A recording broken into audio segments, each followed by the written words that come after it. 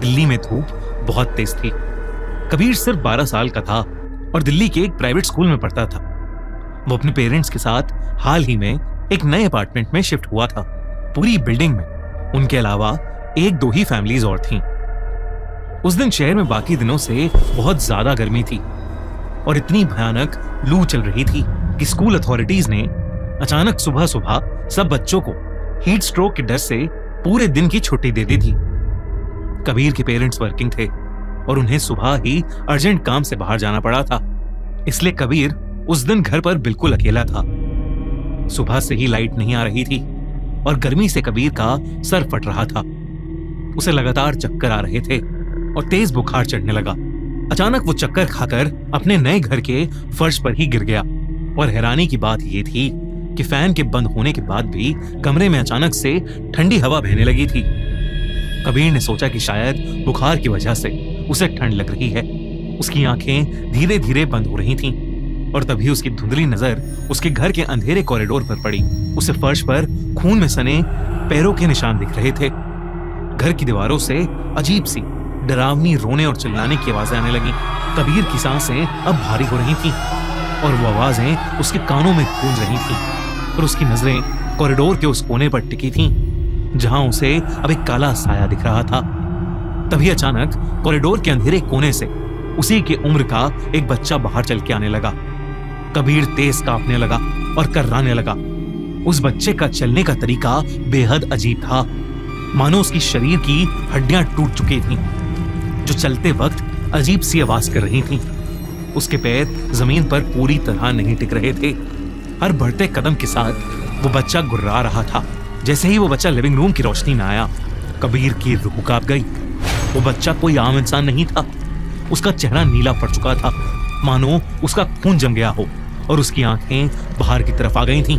उसका पूरा शरीर सड़ चुका था और उसके गले के पास भयानक नीले और काले निशान थे। वो बच्चा कबीर के पास आया और उसने अपना बर्फ से भी ज्यादा ठंडा हाथ कबीर के माथे पर रख दिया।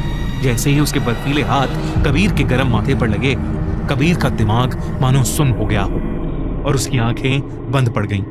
कुछ देर बाद घर का दरवाजा खुला और कबीर के पेरेंट्स थके हारे अपने काम से वापस लौटे। उन्हें घर में घुसते ही एक बहुत ही गंदी महक आई, मानो घर में कोई मरा हुआ जानवर सड़ रहा हो। घर अंदर से बर्फीला था, इतना ठंडा कि उनके मुंह से हल्की हल्की भाप निकलने लगी और घर की सारी लाइट्स बंद थीं। उन्होंने कबीर को आवाज लगाई पर सामने से कोई जवाब नहीं आया। वो कबीर को ढूंढने लगे। तभी कबीर की मम्मी ने मोबाइल की फ्लैशलाइट ऑन की और जैसे ही रोशनी लिविंग रूम के बीच में पड़ी, उनके मुंह से एक भयानक चीख निकली। कबीर लिविंग रूम के बीच में फर्श पर बैठा था। उसका मुंह झुका हुआ था, बाल बिखरे हुए। उसके बैठने का तरीका इंसानी नहीं था। उसके पैर और रीढ़ की हड्डी अजीब तरीके से मुड़ी हुई थी। अचानक उसने अपना चेहरा उठाया। उसकी आंखें फ्लैशलाइट की रोशनी में भी बिल्कुल काली दिख रही थीं और चेहरा बिल्कुल नीला पड़ चुका था।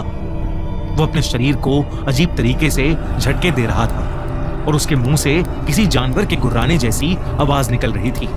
कबीर की मम्मी उसे इस हालत में देखकर रोते हुए आगे बढ़ी पर उसके पापा ने उनका हाथ पकड़कर उन्हें पीछे खींचा।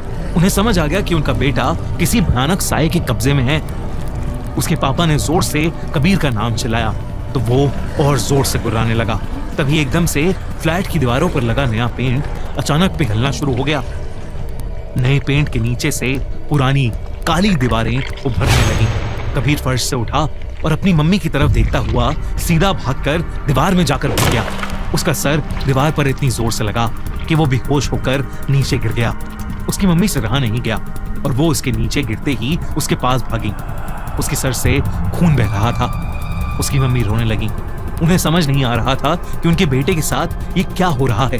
तभी कबीर की आंखें खुली और उसने बगल में बैठी अपनी मम्मी के बाल पकड़कर इतनी जोर से खींचे कि उनका बालों का एक गुच्छा सर से अलग होकर कबीर के हाथ में आ गया।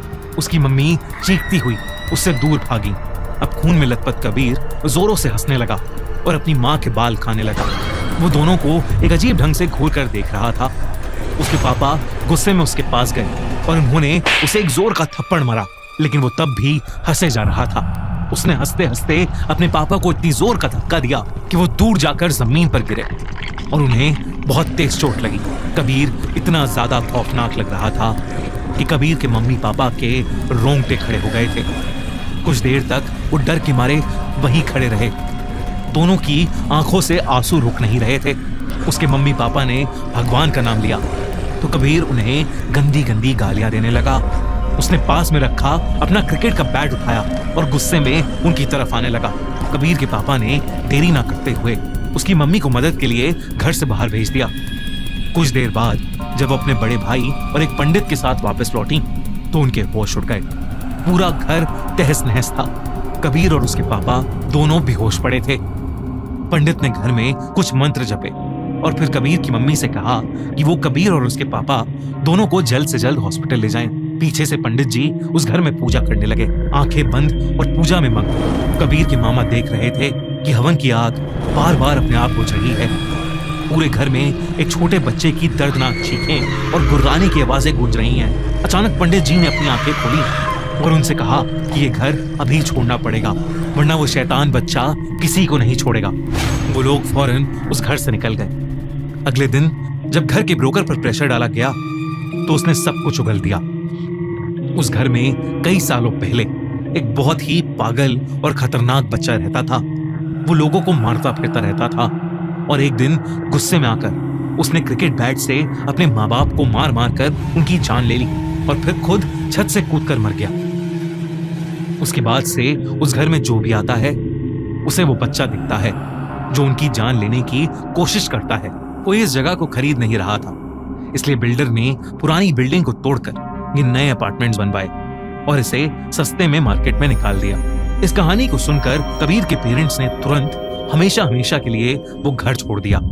आज वो पूरी बिल्डिंग खाली पड़ी है और खंडर हो चुकी है। दिल्ली की एक पॉश लोकेलिटी में सिर्फ एक घर ऐसा है जिसके आसपास भी कोई भटकना नहीं चाहता।